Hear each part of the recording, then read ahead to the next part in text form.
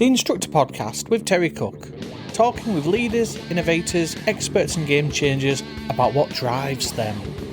You are listening to the Instructor Podcast, a show that helps you become an even more awesome driving instructor and run a better driving school. As always, I am your splendid host, Terry Cook. I'm delighted to be here, but even more delighted that you have chosen to listen, because today we are tackling 5 problems brought to you by 5 people from in and around the industry.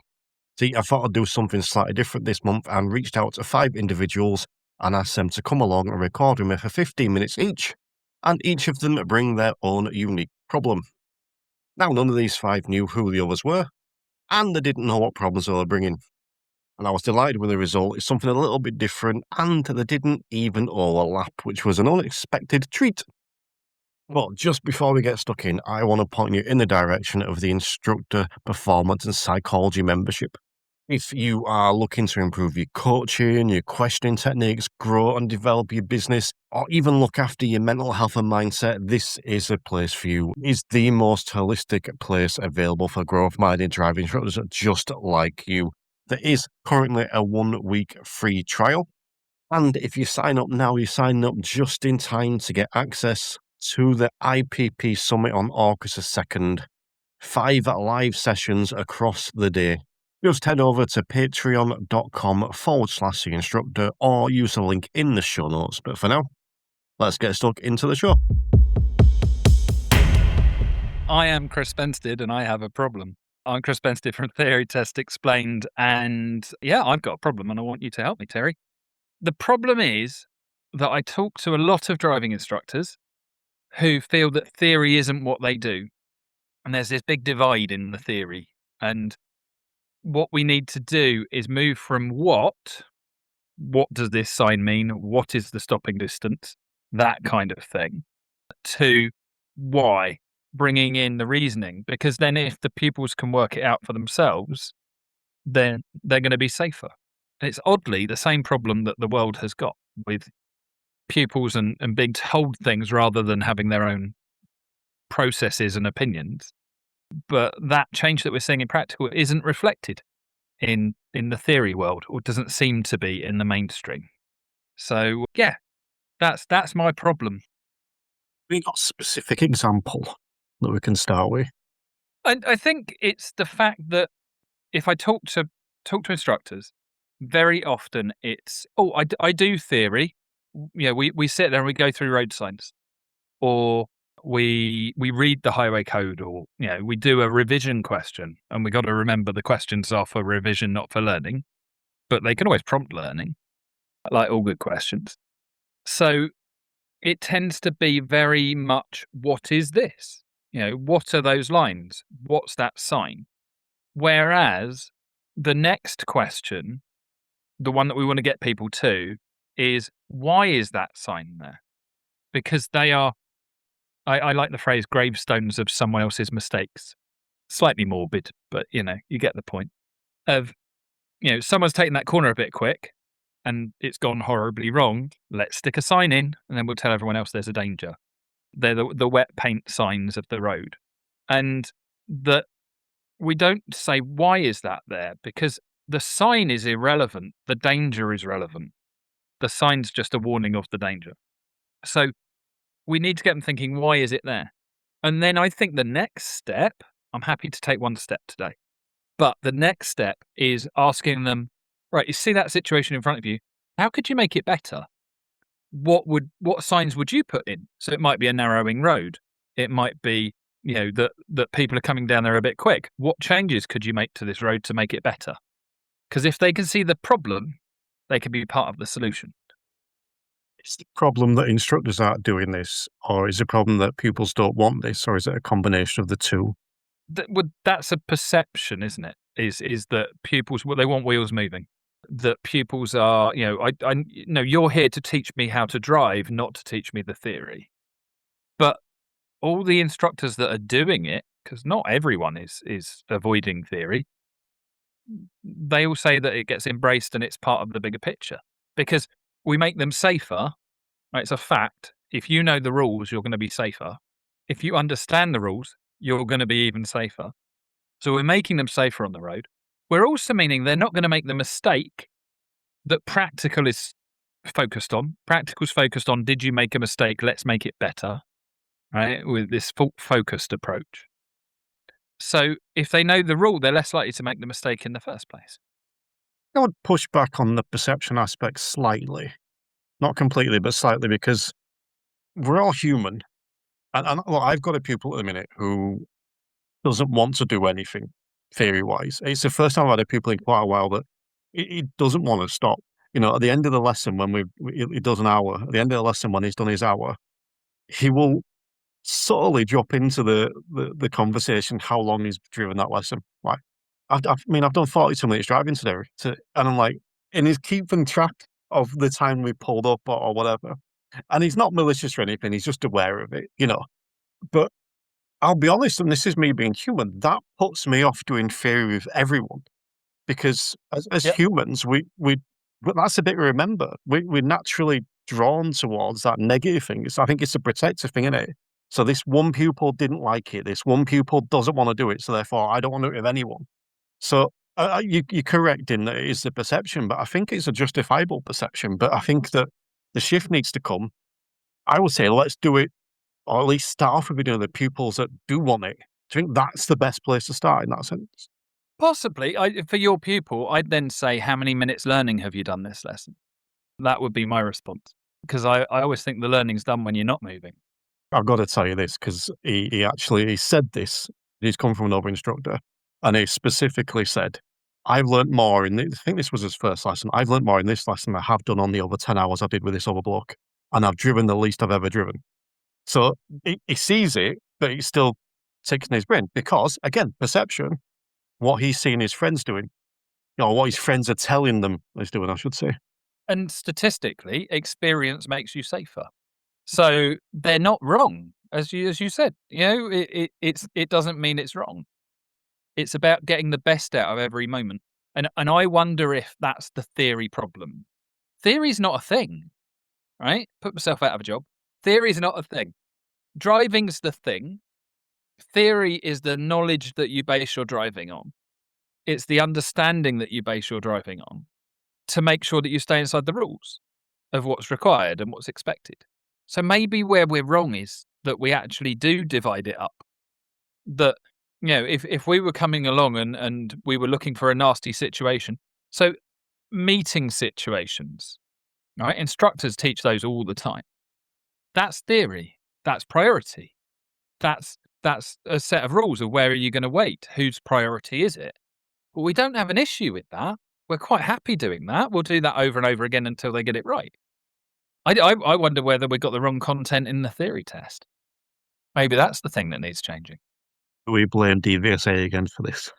Well, no, there's a job going at the moment. The person who writes the questions for the theory test. I'm in the wrong bit of the country for it and not keen on moving.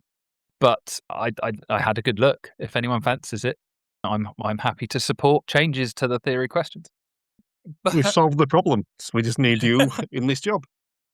well, if we can change the location, so I haven't got to move to Swansea or wherever, is the next question, which is always the DVSA question. I'd like a bit more money, please. They're the two problems: location and funds. My altruistic side was going, I really need that job, because that would make the changes that I've been banging on about for ages. Maybe I need to take one for the team.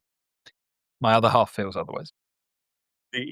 Just going back to the theory that you mentioned at the start about the mock test and the questions, and you kind of made I think an almost offhand point there, but I think it's really relevant, which was you said, well, it depends what happens after the question.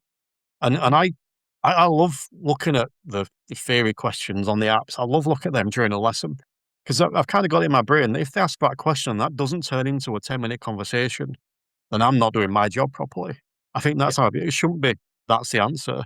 It should be, why is, as you said, why is this the answer? And then expand on it. And, I think the example that comes to mind, dual carriageway. So you're talking about the colour of the studs on the dual carriageway.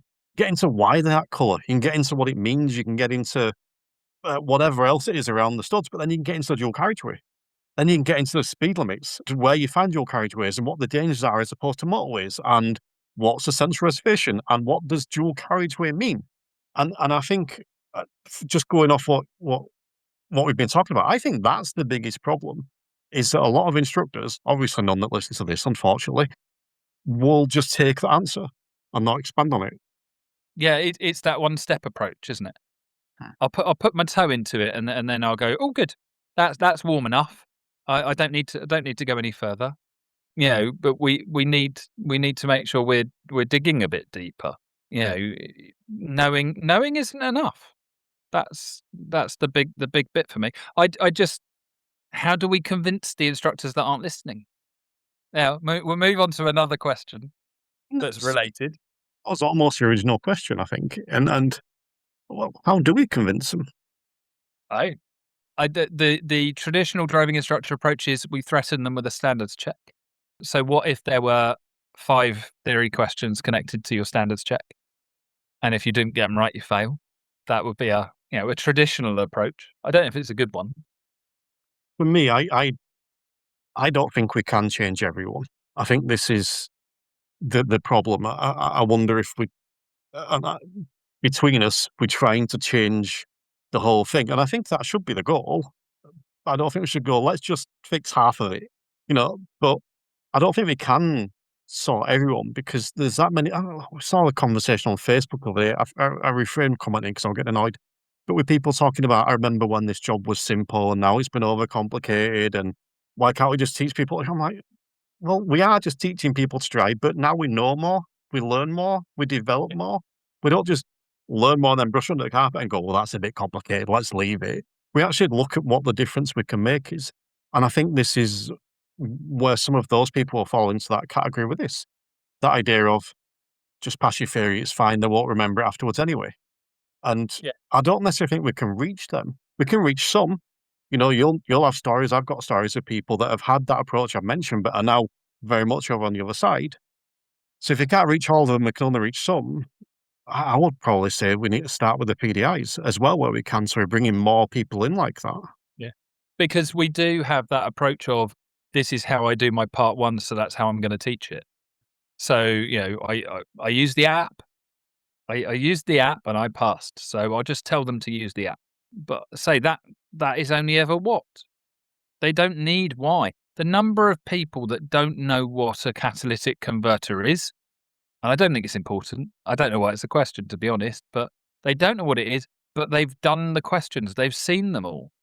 So it's come up, the thing that they do not know, they've never experienced in their life, and they just ignore that bit.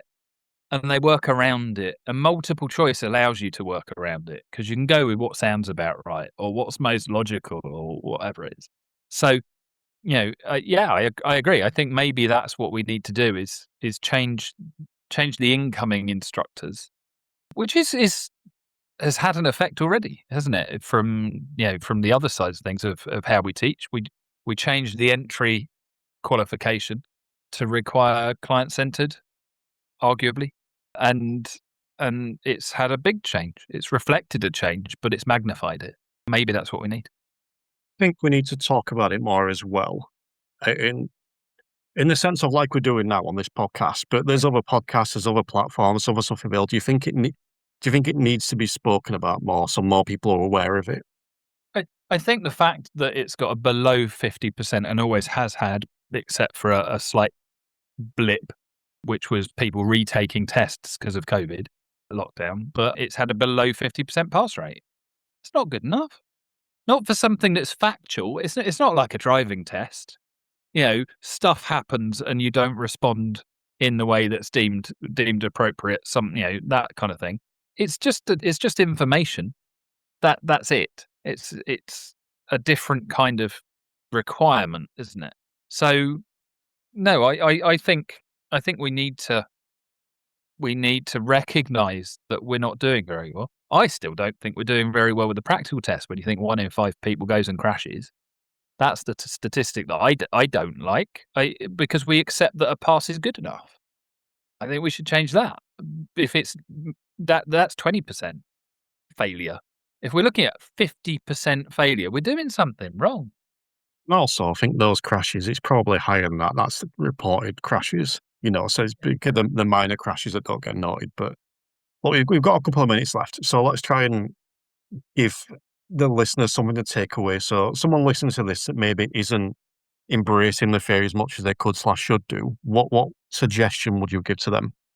Get a pack of road sign cards in your car to start with, so you can pull out a flashcard, right? Because flashcards are not a bad thing. I don't object to flashcards. I've got 20 different sets, genuinely. They're different sizes and all sorts. My favourite ones are the 100 picks, because that's a game and it's got a little window thing on it. They're great. So start going with, do you recognise it? But then start going, why? Or where would you put it? Or what do you think happened? Get them to create the story.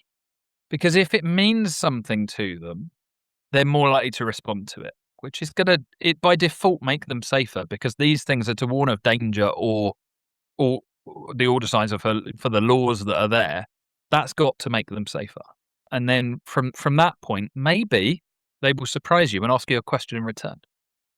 I'm going to chuck mine in, which is, I suppose, similar, and it goes back to what I was saying before, is that user revision apps, they're going to have it. They're going to have the 4-in-1 or the DVSA one or whatever they've got. Get it out at start lesson, tackle one question, or during the lesson, tackle one question, but don't let the answer be the answer on the app.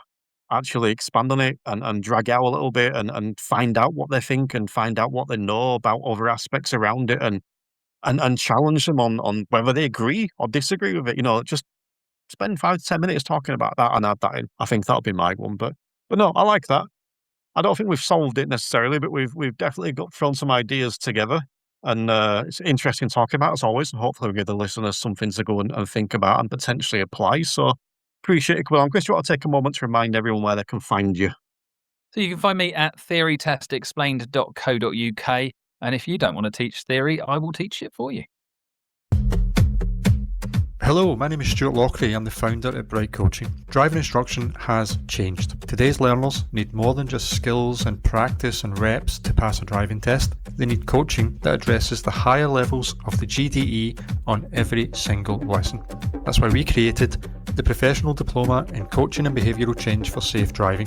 This accredited qualification, equivalent to a BTEC Professional Award Level 4-5, gives you the tools and recognition to transform the way you teach. With Bright Coaching, you can leave the DVSA behind and step into a modern, learner-focused approach, one that shifts the paradigm of driver education for instructors, for pupils, and for parents all across the country.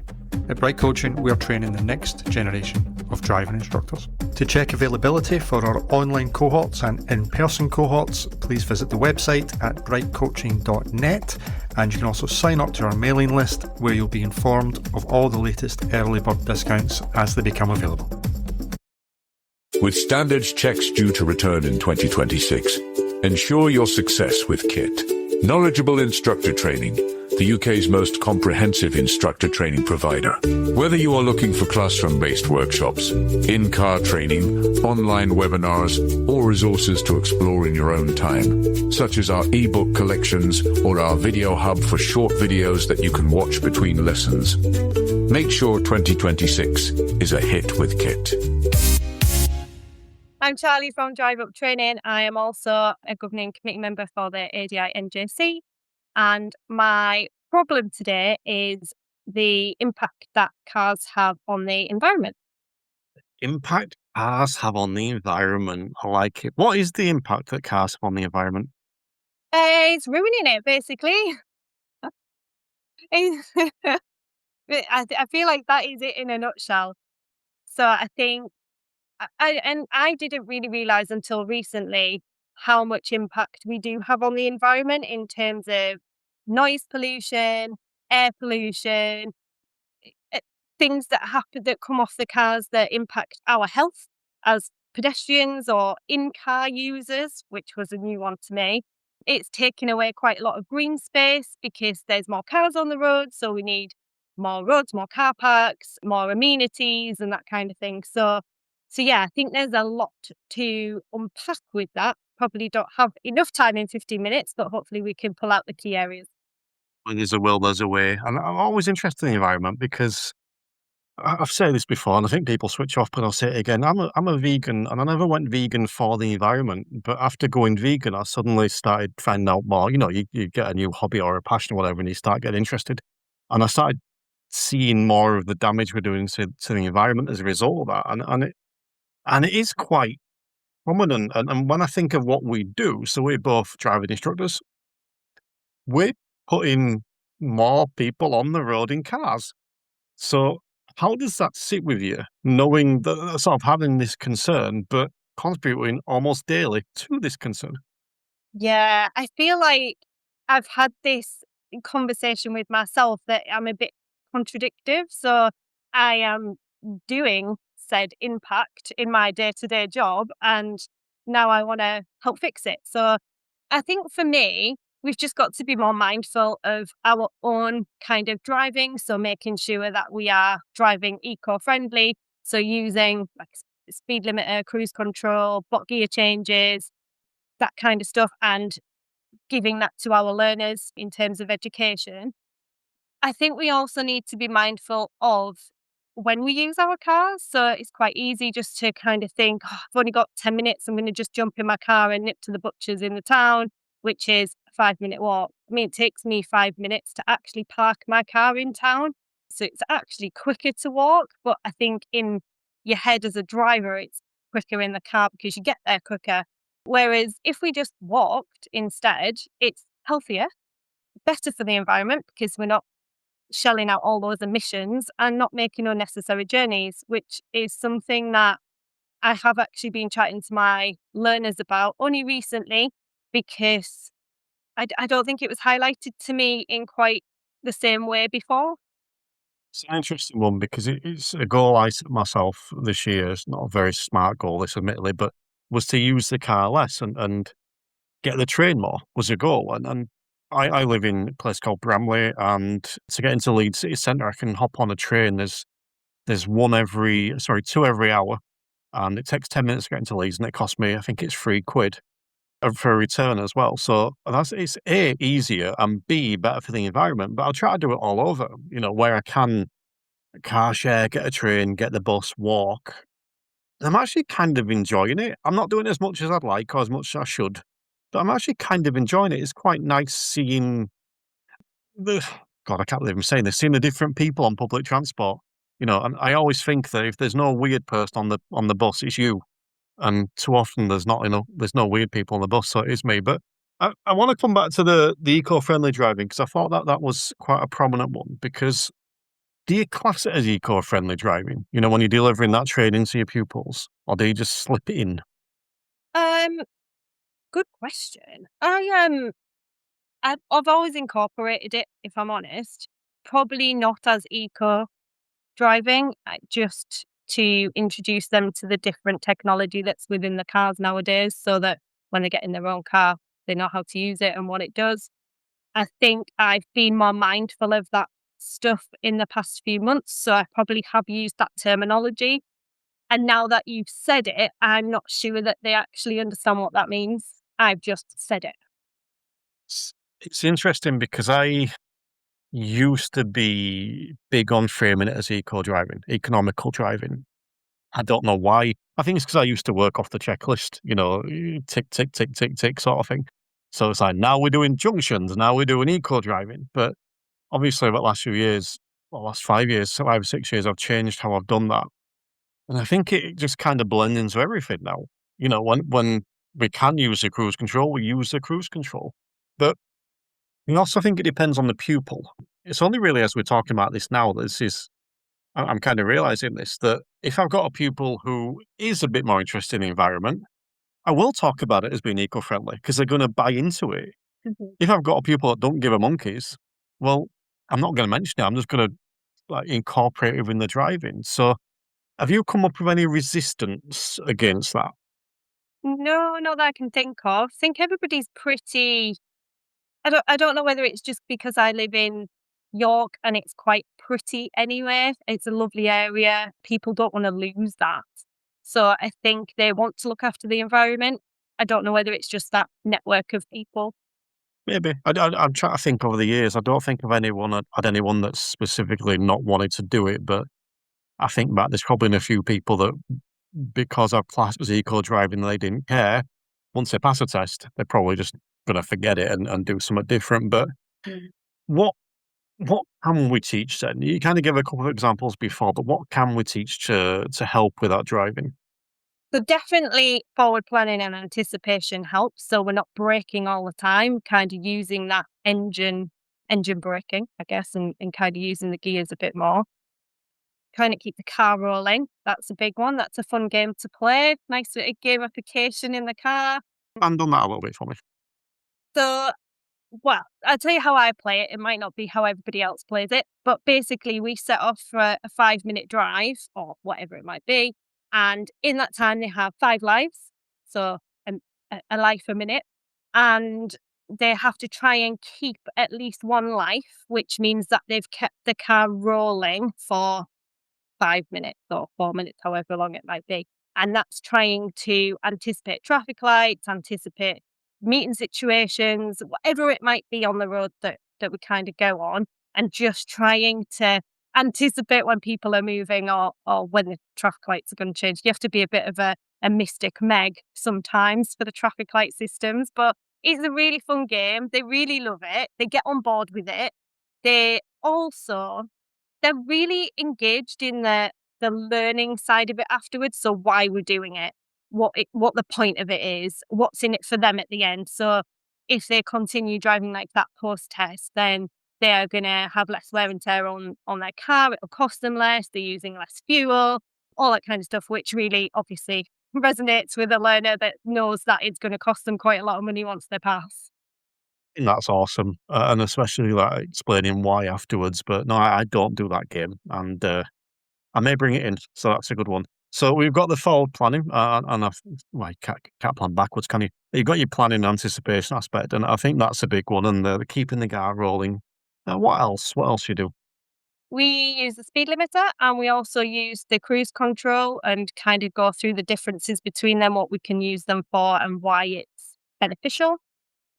Obviously, we've got quite a lot of roads that are long roads, really straight roads with barely anything on them, but they do change speed limits quite often. So it'll go from a 60 to a 40 to a 60 to a 50. So it's trying to get them to understand what they need to do in the car rather than heading right up to that 50 sign when they've been at 60 and slamming on.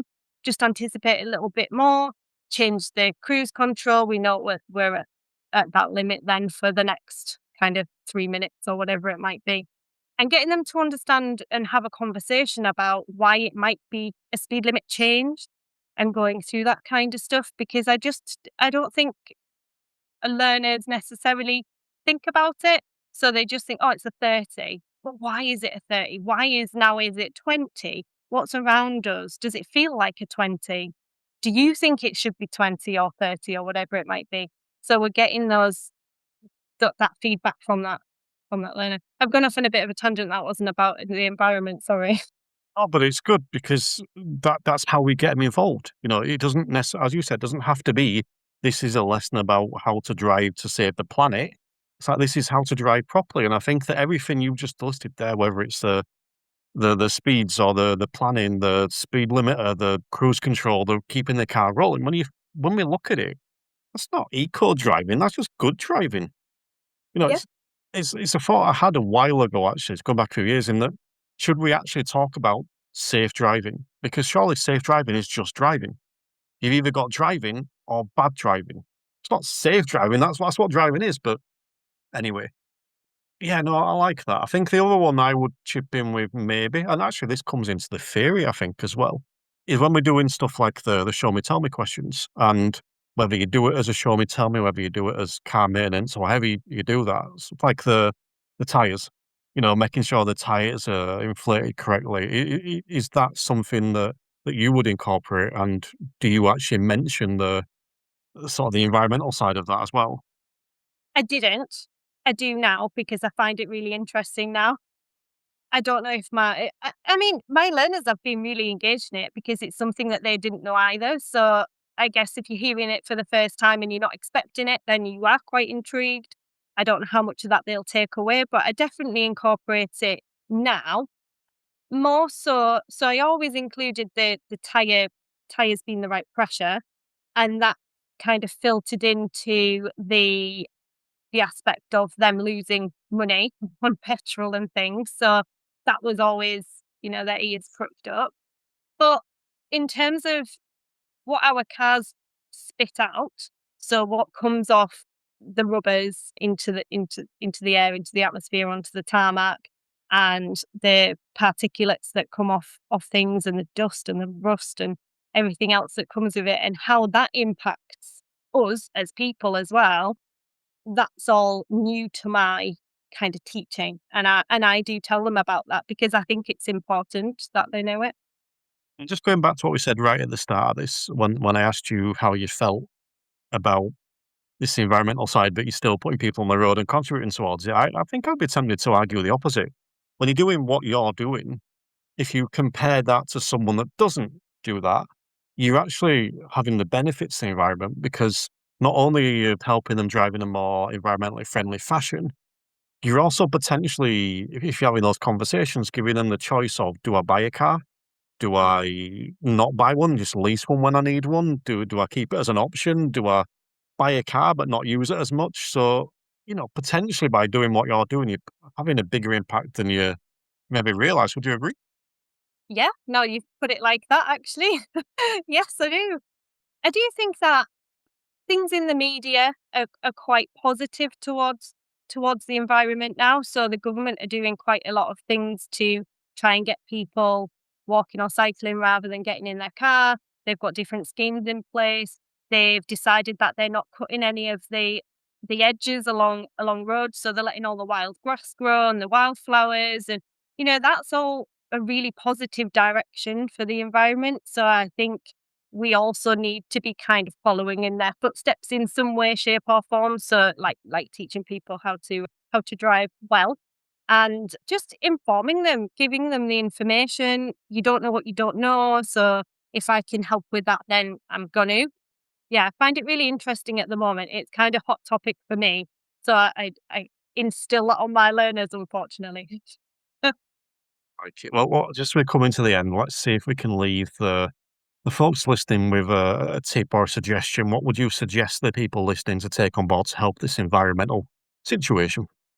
I would have a look at your own driving and make sure that you are driving at a standard that's that level of practice, so that meeting the highway code, driving past that advanced kind of level, and that you are giving that knowledge and that learning to your learner, giving them the opportunity to be able to harness all these things and understand it. I think that's the main thing, that you can tell them stuff, but unless they understand it and why it's important and they buy into it, then they're probably not going to do it, because it's easier to just put your foot down and, get going. So Like it, and I'm going to say, well, I'm going to go back to what one of the things you said at the beginning. Look for alternative transport. It doesn't always have to be driving somewhere, because even if we think from a road safety perspective, it's a lot harder to run someone over if you're not in a car.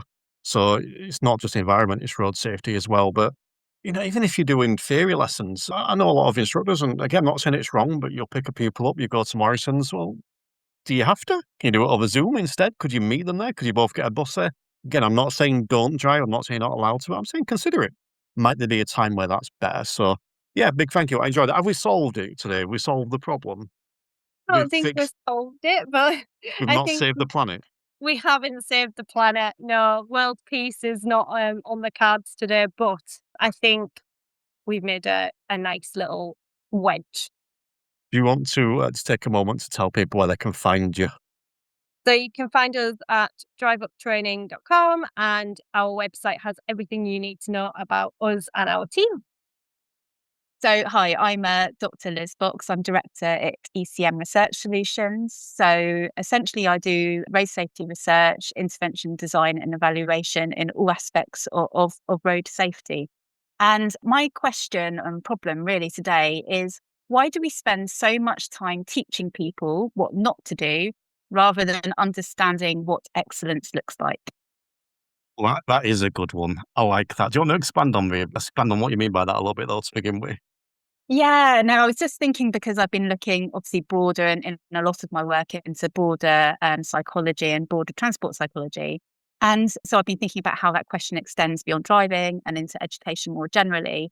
And what we find is that much of education, training and behaviour change is focused on problems. We look at mistakes, risks, failures, what goes wrong. And in road safety, we do a lot of work studying crashes. I've done it in my own work. And in driver training, we correct faults. In health, we focus on illness. And I think what's really interesting is in psychology, we've undergone somewhat of a shift over the last few decades. Alongside sort of understanding what those problems are, there's been a growing interest in understanding what helps people to flourish and perform at their best. So, yeah, I guess that my question is, what if we spent more time understanding what excellent drivers look like rather than simply trying to prevent poor driving? Good question, especially because I'm considering that this morning I put a post up asking for Friday fails. What have you failed on today? So, but it's interesting because I pondered this a little while ago that is there such a thing as safe driving? Or is safe driving just driving? Is it Mm. good driving or is it just driving? And so it's almost kind of looking at that aspect of it as well. Should we be differentiating and calling it excellence? Surely that's just standard driving. Anything below that is then poor driving. Hmm. Yeah, yeah. And I think it's so interesting because sort of going back to the psychology side of things, a lot of psychology is focused on mental illness, dysfunction, deficits, problems. And the aim has been to get people from like -10 to like 0. So, like how do we make people less anxious, less depressed, less troubled? And I think it was really in the late 1990s that there was a researcher, Martin Seligman, he did a lot of work in this area, and was really asking that question, like, what makes life worth living? What helps people thrive? What creates resilience? What promotes well-being? So rather than focusing on those weaknesses, what can we do to build on those strengths? So I guess, in a road safety sense, we kind of know why people speed. We know why people get distracted. We've done a lot of work on understanding why young people are represented in crashes, why fatigue is dangerous. But actually, what we really, I think, could do with spending more time doing is saying what makes someone consistently excellent behind the wheel. And I guess the question for you, Terry, is if you could clone your very best learner, what would they be like? Have you got somebody in your mind as we're talking about this? Yes, I do. And it's the first thing that springs to mind is it's the person that's not rushing to drive. It's the person that is asking questions and wants the conversation Hmm. that doesn't get into the car and immediately start the engine. They Mm, want to tell you how they're feeling that day. They come in with that mindset and they want to pick your brains and they want to tell you what they think and they want to explore that and then go and try it. And I mm, actually think that rolls over into a little bit of maybe what you were saying, what you want. In a lot of driving instructors, or more and more driving instructors are doing this, and that rather than looking at the negative and rather than saying that went wrong, how do we fix it? Which I think we need to do. But mm, to begin with, we'll say, okay, we're going to, do this left turn. What does the outcome of this left turn look like? What do you want to achieve from this? And we go and do it. And then rather than saying what was wrong or what was good, we'll say, was that what you wanted? Was that what you expected? How was it different? And then how do we change it? And that's what mm, this last I'm thinking of is really good at. She'll say, I'm going to go do this thing. This is what I want to happen. And then when it doesn't happen, we reflect back on it and just look at why or what went well as well. So I think it's a combination of the two. Yeah, I think you're right, Terry. And as you say, a lot of people are doing much more of this now. But I think it's interesting when you said that list of things, it kind of it kind of relates not just to driving, but just kind of what excellent learners should be in any field, doesn't it? If you're curious and reflective about what you're doing, open to feedback is the key one. And I think we all have to learn how to be good at being open to feedback and being a bit more self-aware about what we're doing and growth orientated, as you say. So it's interesting that none of these things are really driving skills. They're like human skills, aren't they? And if we had, you know, employees or students or athletes or leaders, we'd kind of have the same list of things in there that we'd kind of want to see in driving, I suppose. So yeah, as you say, it's not just about how can we get them to pass the test and drive legally, but that you can still do those things, but you can still lack good judgment, you can still lack reflection, lack self-awareness, even though you've passed the driving test. So yeah, I think that's really interesting you said, because my other question was going to be, what would happen if every driving lesson included that discussion at the end about what needs to be improved? And as you say, many instructors already doing this naturally. They're sort of looking at, what strengths there is, reinforcing that good judgment. So yeah, no, I think that's great that we're moving in that direction. But it's just a shift I think we need, and that goes down to the communication work that we do as well, because a lot of my work has been on fear and threat appeals and risk messages, and of course they have a role, they can have some useful impacts, but I'm far more interested in learning from what people are already doing well, because it's amazing how many journeys are made on the road network every day, and we still have too many people that die or are seriously injured on the roads. But given the number of journeys, there's people getting things right all the time, and we need to know more about that, really. How do we showcase that then? Because we can, if we look at driving lessons, for example, the 17-year-old is going to be in a car with their friends, are going to be in a car with their parents, are going to be in a car with grandparents, whatever it is, seeing how they drive. The world of drivers, they notice when other people do things badly.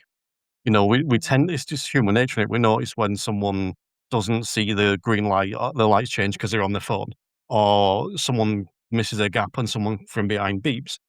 But we don't tend to notice the excellence. And even just relating this back to a driving lesson for a minute, it's the learner will notice the one person that's beeped them. They won't notice the other 7,000 cars that didn't. But that's the one they remember. So in terms of, I suppose, the wider road safety aspect of it, how do we showcase excellence? What changes can we start to do to demonstrate that? Yeah, you're right. We always notice the thing that annoys us the most or has the negative reaction. But even though you might have had people let you out of junctions before that particular bad thing happened. So yeah, I suppose it's about putting that into context. And yeah, we tend to focus on the negative. That's a very natural thing to do. I suppose one of the things to think about is, and it's something I think about when I'm a passenger in a vehicle, is who am I feeling safe with? Who do I have no concerns being in a vehicle with? Because that kind of shows you what good driving is, because it's all about making your passengers safe. And I think particularly on the young driver angle, we've talked about this many times before, I think, Terry, that as an age group, they're obviously very in tune with what their friends want and need, and they want to take care of their friends. And actually, I think it's about how can you create a safe environment for your friends that makes you seen as the one that looks after people, because that's not something that they don't want to engage with. That's actually really important. So yeah, I think it's as you say, we always identify those things where things are going wrong. It's easier to note them, but we just need to maybe reflect a bit more on when things go well, and think about, and I don't know whether driving instructors can ask the question of their pupils, when you're driving with friends and family, what characteristics do those drivers have that you kind of admire in many ways? Because, I think about people that when I'm in a passenger seat, and their patience is the thing that comes up, their consistency with following the road rules, even when it's difficult to, if people are late or whatever, but still staying true to that, that this is important, I must do that. So yeah, I suppose it's just making us look around when things aren't just, shouting at you in your face because things have gone wrong. It's interesting though, because I'd say most of my pupils early on in those first couple of lessons, what makes a good driver? I think the one thing that almost always comes up is they'll say patience. They use patience. And I actually think they're saying that from a learner's perspective, because they want people to be patient with them. An interesting one that comes up is following the rules or following the law, not breaking the law. But I tend to dig into that a little bit. And what they actually mean is following the laws that they agree with. So being parked up at the side of the road with your handbrake on, the engine running, you should be allowed to use your phone.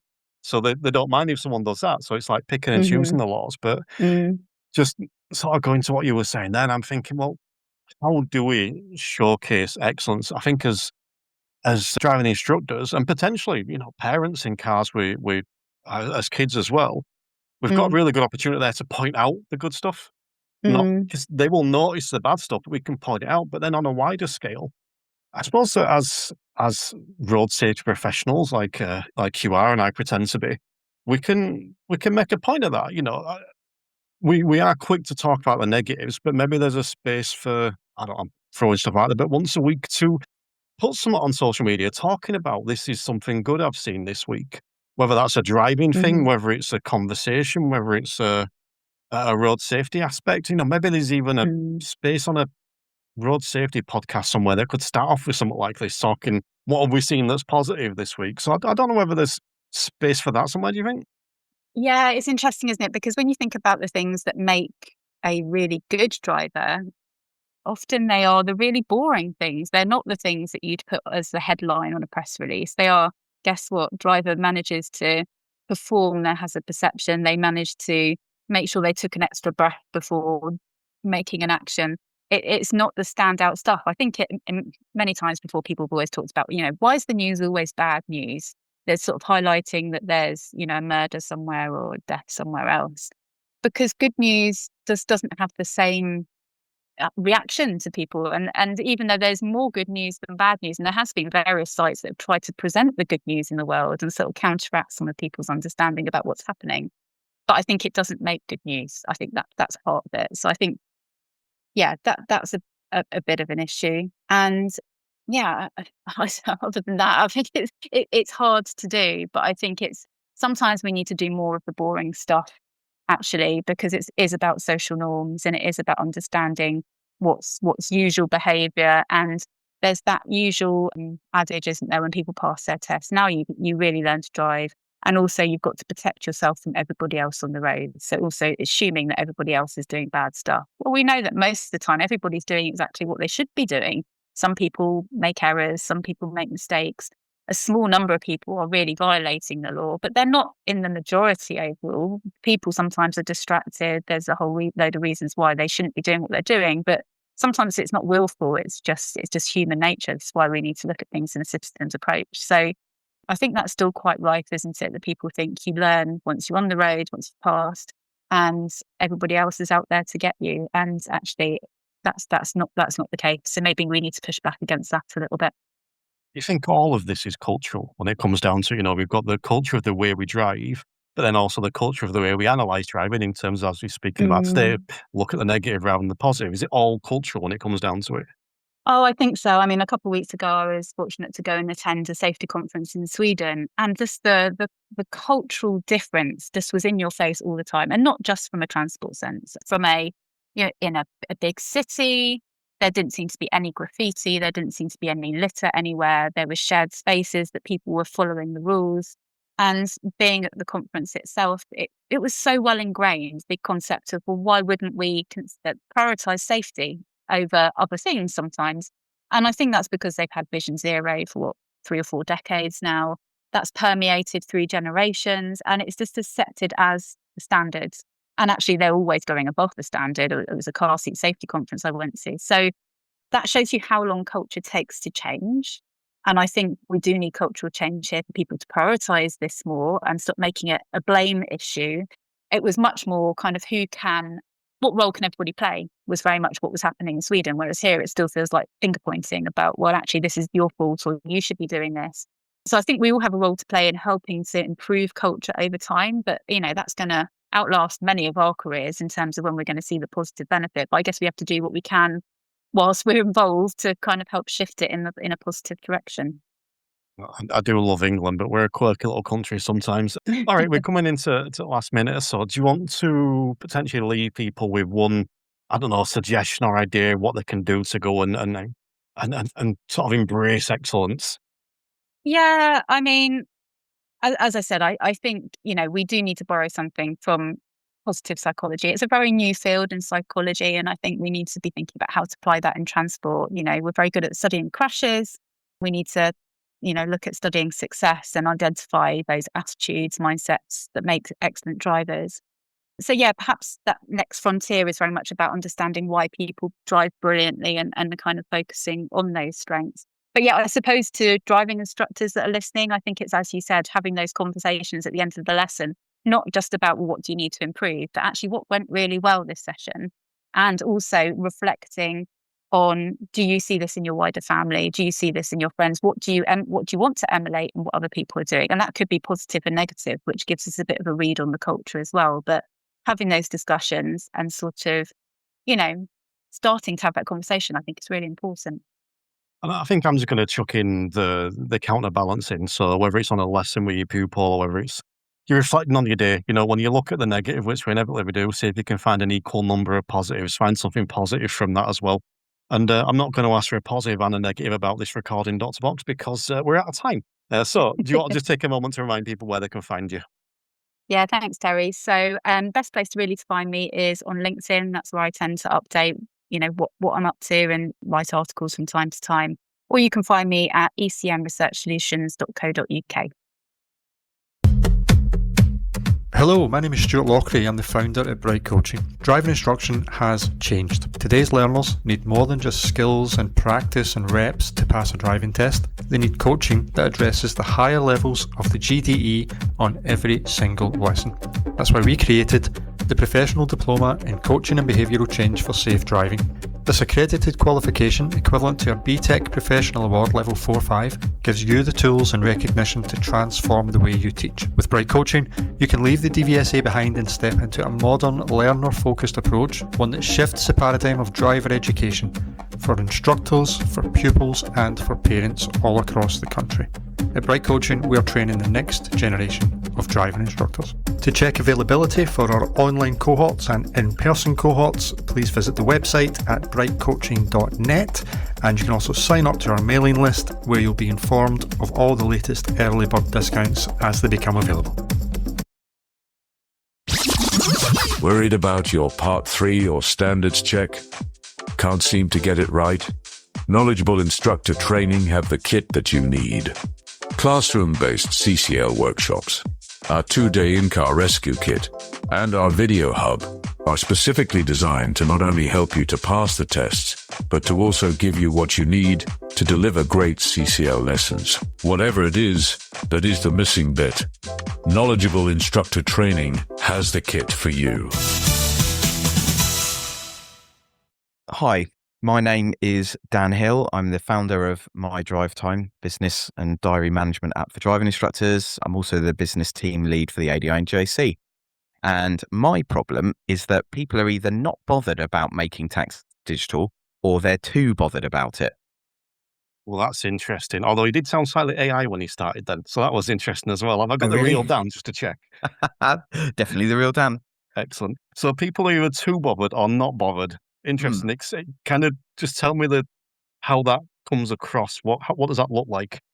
So I think the not bothered part is the prevailing end of the spectrum in terms of how people feel about it. I think there's a significant amount of burying one's head in the sand. And that's driven, I think, either by apathy towards anything to do with paying tax and accounting, or driven potentially by fear. To quote the wonderful Tracy Field, fear is false evidence appearing real. And it typically happens because people think that something is a certain way and it isn't actually, but the way to overcome fear obviously is to embrace the problem, to really attack it, rather than get defensive about it, attack it. And then you'll usually find that actually through research and conversation that things aren't ever as bad or fearful as you think. So there's that side of it, which is people, I think, burying their head, thinking it maybe doesn't apply to them, other things going on that are taking their attention. It turns out that 60% of the 864,000 people who are eligible for making tax digital this year, 60% of them still haven't registered with HMRC, meaning obviously there's a vast amount of people who are falling behind already. And I think that's where the not bothered thing comes from. People aren't asking questions about it. They're not doing their prep work. Some people still think that they can use paper records or they can use self-created spreadsheets to solve the problem. And that is intriguing to me. Or on the alternative end of the spectrum, they're too bothered and they're getting really worried and upset about solutions being ready, things being done on time, not falling foul of the HMRC. Because if there's one thing that you don't want to do is upset the HMRC, right? And we've had a few people within our business who have been very panicky about it. And they've got in touch, when's this going to be ready? I need to be doing this now. I need to be doing this. And actually, whilst there is certainly some things that you can be doing now, and we can talk about that in terms of how to solve this problem, I think that one has to understand HMRC's position on the introduction of Making Tax Digital, and that is one of understanding that this is a brand new concept. It's the biggest change to the way that tax works in this country for arguably 30 years. And they understand that not everybody is going to be able to comply with the initial deadlines.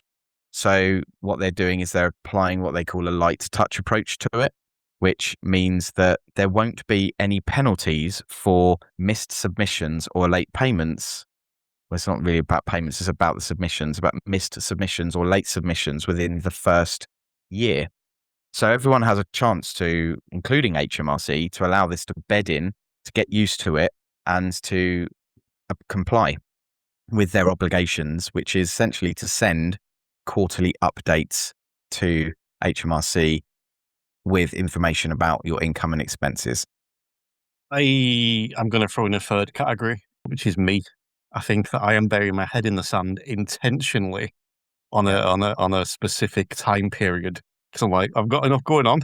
This is an October job for me. So it's like I'm trying to bury my head in the sand because I don't want to think about it until October, when I can like actually spend the month dedicating, because I'm not eligible for this until next year.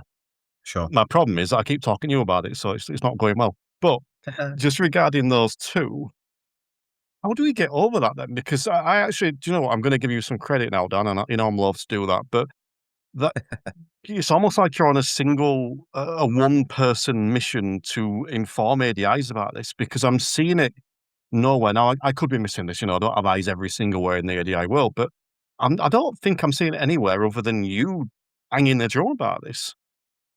Yeah, I think firstly that's because business and financial management and that side of an instructor's business is quite rarely talked about in this industry. There's a lot of talk about how annoying the DVSA are and how, effective or ineffective this or that trainer is, and, a lot of information, about students booking tests. So there's a lot of talk about that side of it and the tuition side of the business. There's not so much talk about how people can run their businesses effectively and what they can do. So I think that's probably why there aren't many voices like mine out there that are banging this drum compared to the voices that are talking about CPD or talking about, DVSA and test booking and things like that, which is understandable because the vast majority of people who come into this industry don't come from a business background. So it's not really something that they're used to hearing. It's not really something that they seek out, training on being a better business. So that's part of it. I think the other part of it is, Terry, that I found it fascinating and intriguing how HMRC themselves have handled this whole implementation of HMRC.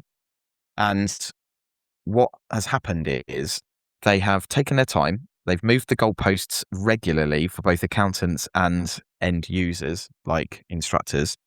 And they're still not 100% sure on how this is going to work. And I think central government pressured HMRC to get this out sooner, because it's in their interest to start gathering data on people's income and expenditure, which is what Making Tax Digital they won't readily admit this, but I think part of the key driver behind Making Tax Digital is HMRC wants more information, because information is knowledge and knowledge is power, and power is influence, all that kind of stuff. The more they know, and I'm not averse to that necessarily because I'm in the data business, right? I like data because data tells us things, and if we know more things, we can act on those things and we can be better humans and better businesses, right?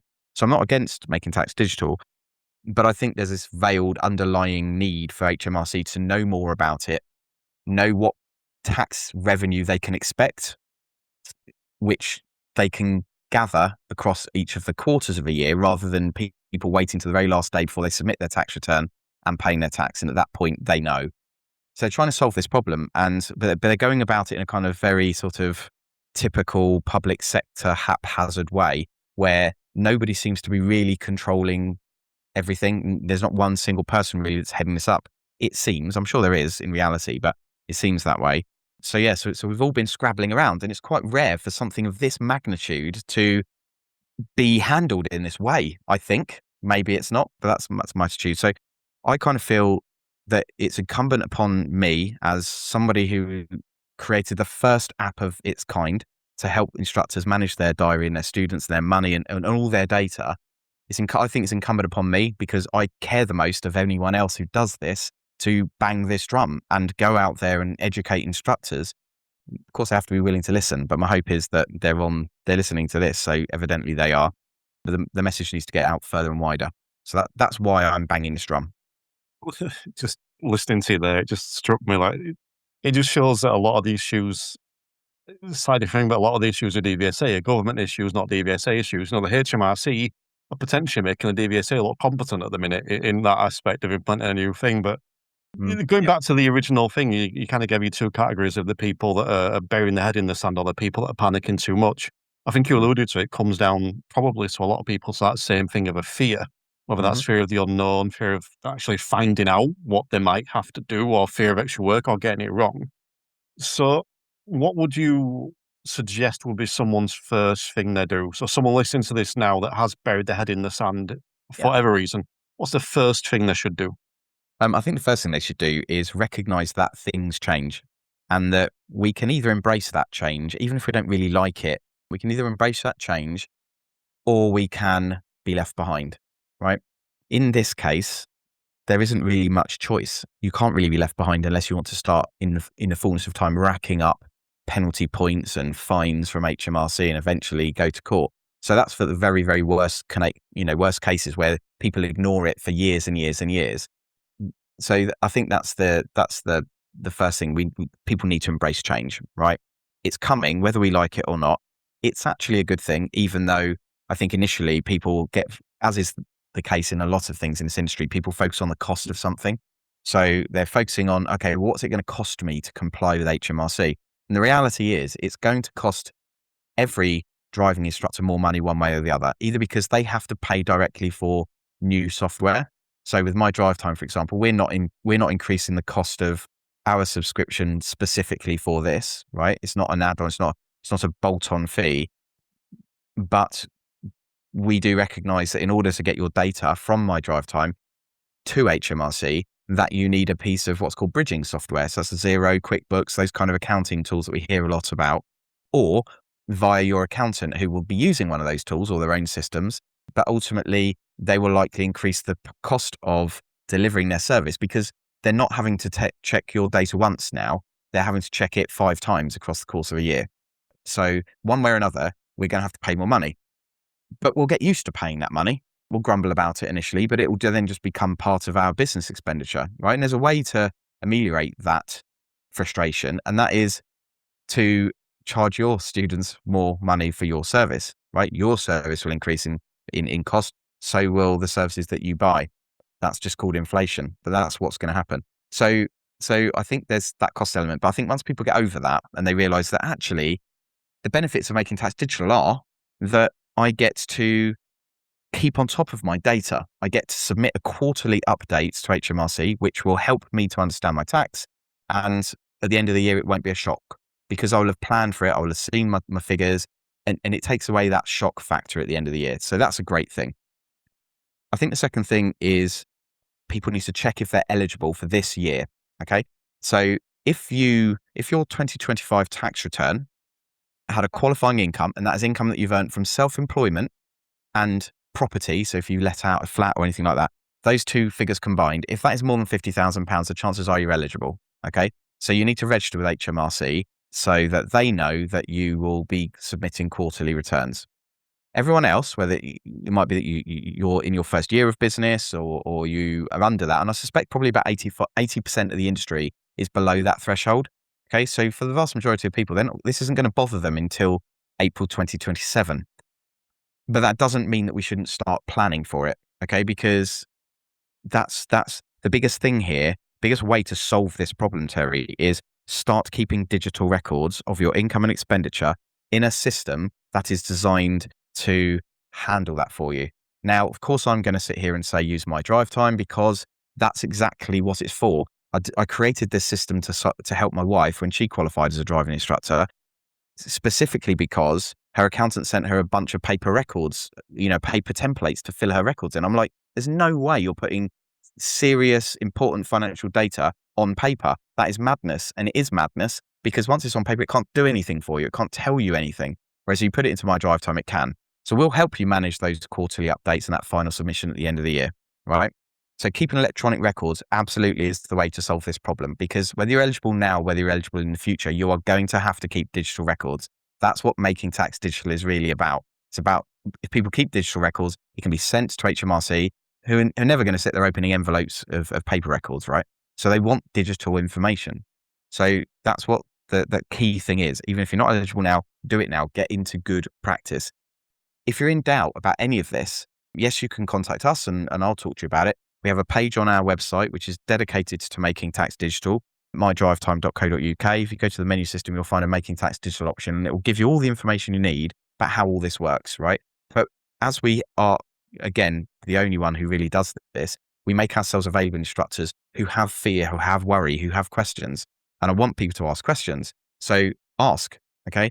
Because there's no dumb question here. The only dumb question really is the one you don't ask. So for me, that's really important. But speak to an accountant if you're in doubt. If you've got one already, there'll be a local one. You can ask us, and I'll put you in touch with the amazing partners we work with. Ask an accountant. And the final thing, Terry, is just don't panic. Right? There's no need to panic, because HMRC are not going to be penalising you. But that doesn't mean you can sit back and just do nothing. Oh, I've been finishing these off by asking people to kind of leave one thing for instructors to do, but I feel like you've kind of just done that. So, 30 seconds to wrap up. Is there anything you want to add on to that, or? I don't think so. I think there's a degree of isolation in this industry, right, where people feel worried about engaging with other areas of the business, whether the industry, whether it's instructors, accountants, organizations, whatever. So all I would do is just encourage people to break that status quo and ask. Well, I'm just going to add one little thing of my own, which you mentioned before about increasing cost potentially. I'm going to throw that the other way as well. You mentioned about P&L or income expenses. Take a moment to do a proper P&L of your business, and then you may find some costs there that you're not benefiting from. You talk a lot, Dan, about, value versus cost. I've done this recently and found a few things that I pay for the business that I'm just not using. It might be you can scrap some of those, obviously not the beneficial stuff, but scrap some of those, and that actually goes towards contributing or even potentially paying for all the making tax digital stuff. So, no, I think that's a great problem to come along, and hopefully we've gone a way to maybe not solving it, but steering people in the right direction. So do you want to just take a moment just to briefly tell people where they can find you, Dan? Yeah, so you can find me at mydrivetime, all one word, .co.uk. That's our website that explains about our service, which is multi-award winning and was the first of its kind in this industry. So we're the original diary app, and we take this very seriously. It's all we do. And we just want to help this industry to go digital, to know more about their business, to be able to see these kind of things, therefore make better decisions. Because I think really, ultimately, if we all act more professionally, then this doesn't get called an industry anymore. It gets called a profession. And that's ultimately where I want it to go. Hi, Terry. I'm Lee from Knowledgeable Instructor Training, and my problem is the national standards for driver and rider trainers. Should have predicted that, and I didn't predict that. I'm annoyed at myself. What's the problem? Is it the whole thing? Or is there a specific bit that you're on? I think I broke it down into three elements. First of all, you could take the whole thing. The whole thing doesn't fulfill its own purpose. So the overarching competencies of the national standards are a framework for delivering client-centered learning lessons. They're a framework for delivering lessons that take learning beyond skill. Yeah, because there's no value for creating an environment in that way when all you're doing is developing skill. Or let's say there's none, but there's very little. You could do it with and you could do it without. So what's the environment for? Well, it's so that somebody can take the middle part, which is to practice driving, and they can do that in their own way without feeling like they're being judged. They can explore their own values around driving and driving a way that they believe is what works for them or will work for them. And then we can coach them, which is the third element, because coaching allows us to do many things, but encourage somebody to learn more about themselves, encourages them to be more aware of the things that they do and the reasons why they do them. And also it allows us to challenge people without telling them what's right and wrong, to challenge thought processes, etc. So them three elements work great together. But when you dig into the lower level competencies, actually, those don't fulfill the overarching. So if you look at the overarching and then go 6.3.1, which is to create an environment, and then when you look at the lower level competencies, now that one's, I would say that one's weak, but it's okay. You can kind of look at it and kind of pick through it and go, yeah, it kind of does the job, kind of. The strongest one is the central one, the bit where the car moves, the explain demonstrate. I think for obvious reasons, given that DVSA decided what was going into these. And the third element is very, very weak, but I'll come back to that. So that's the first issue, is that whilst as a framework overarching, it's perfect, it just doesn't. The lower level ones don't match each of the things they're supposed to give us the information on. It's supposed to tell us. It's supposed to be our guidance for each of those, because it's then the knowledge and understanding requirements you need to fulfill that overarching competence and the performance standards, the things that you must be able to demonstrably do. And those are the things, both of those two things, or those two lists of things, they don't really support the overarching competencies very well. First of all, I should have said this. I'm always impressed with the how you remember the exact terminology and the numbers, because I can't do either. So I'll throw that out there now. But how would you change it then? Or would you change it? Or would you just change the phrasing or the application?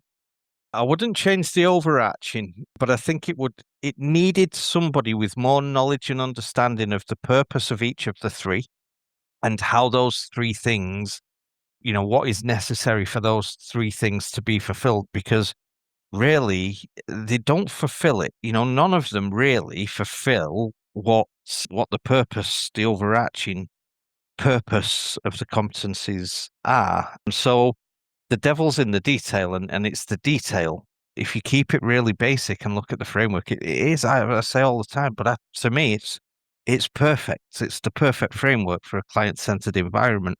But just when you dig into the lower ones and look at what it is they're actually supposed to outline and give you, this is your role, this is how you fulfill this bit, these are the things you must need to know, these are the things you must be able to do, and they just don't match up. They don't add up to that.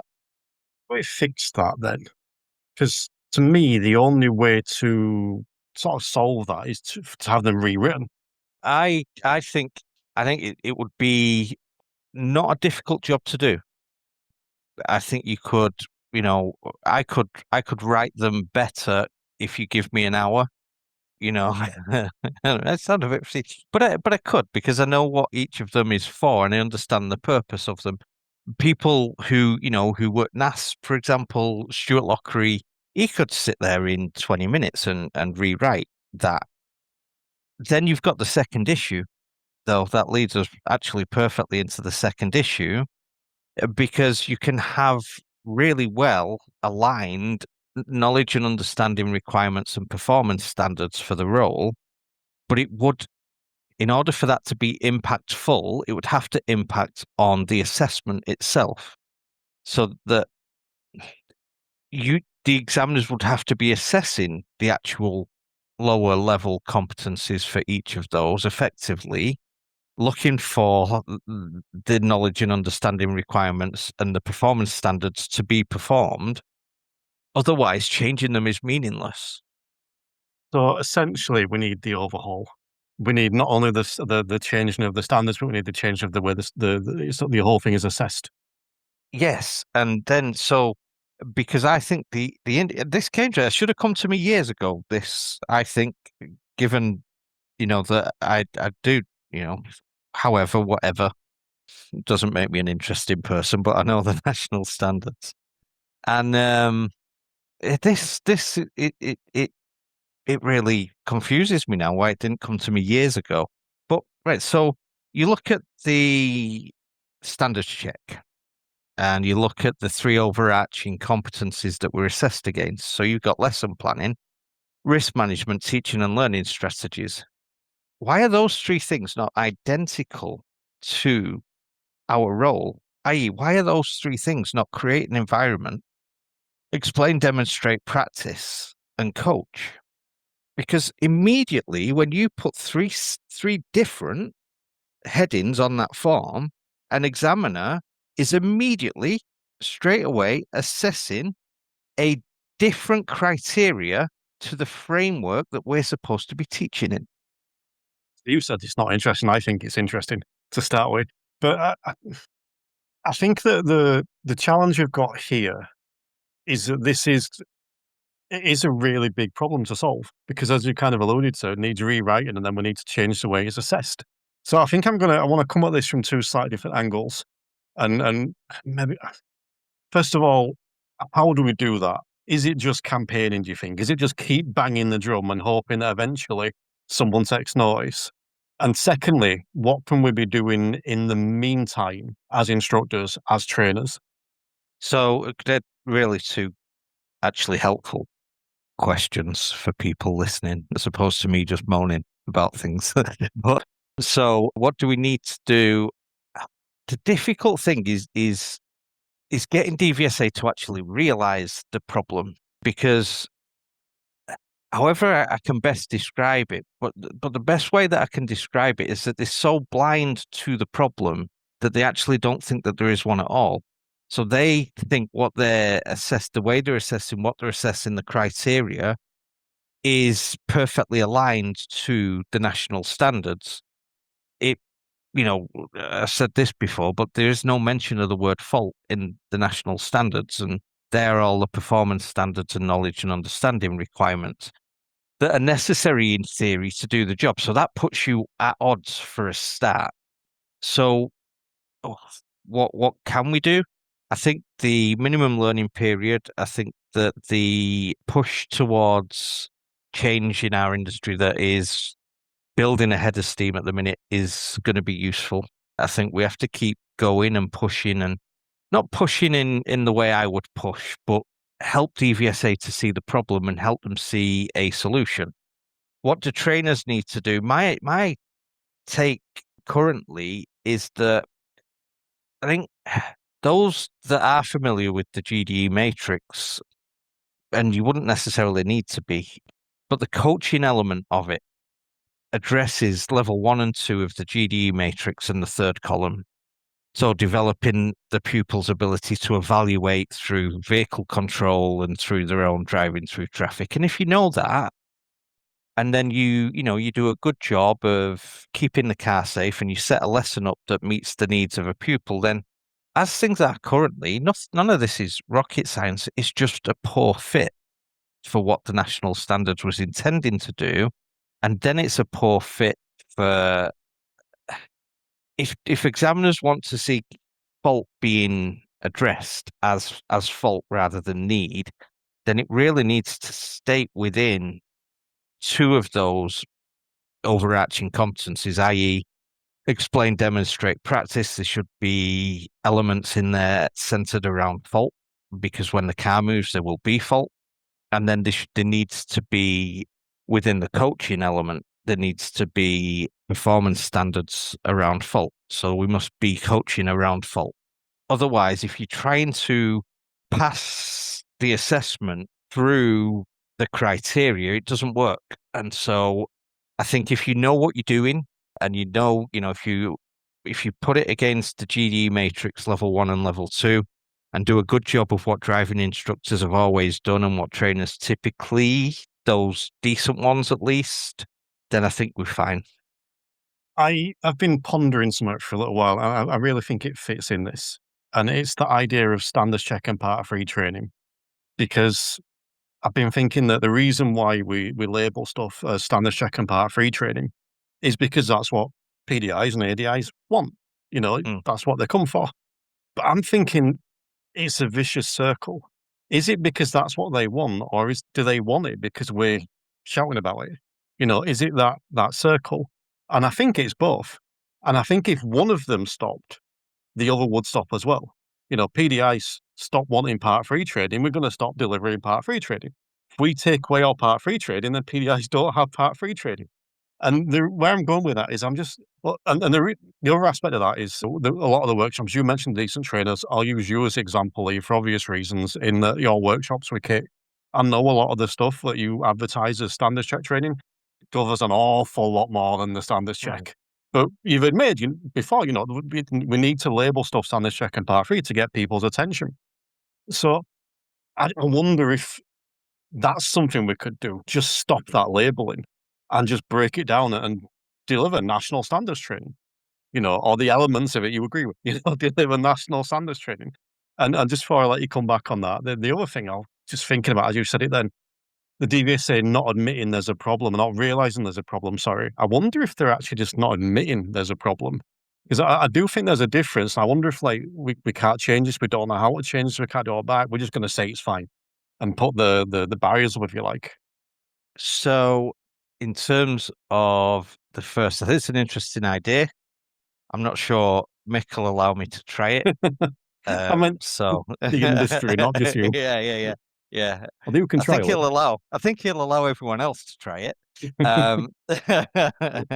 And then in relation to DVSA, I think that my experience of talking to them leads me to feel like they don't know. They feel like they're very clear that they are doing it. They're very clear that we are doing this. But again, the devil's in the detail, and it doesn't, when you look at the detail and you'd have to walk them through it. But I think you could help them to see it if they'd listen. So, and then I know we're running out of time, but if I can just very quickly point to the last issue that I've got, 6.3.3, which is to coach.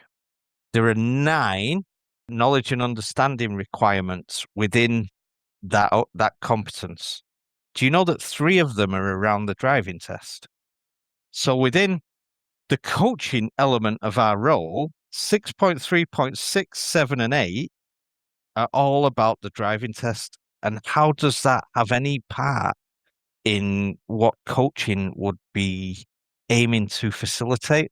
They're about accompanying. No, actually, the first one's about agreeing with your pupil when they're ready for test, then accompanying them to test, and then helping them to learn from the outcome of the test. Where does that fit within coaching? And 6.3.5 is about keeping the car safe. That's not a coaching principle at all. We'll have to dig into them on the next one. Do you want to just take a moment to tell people where they can find you? So you can find me at Knowledgeable or Knowledgeably, however you want to say it, Instructor Training. Our website, www.adikit.co.uk, or you can find me on Facebook, Lee Jower Instructor Trainer Kit, and you can find my Coaching and Behaviour Lab, which is my new project that's coming soon, and you'll see more of that soon. The Instructor Podcast with Terry Cook, talking with leaders, innovators, experts and game changers about what drives them.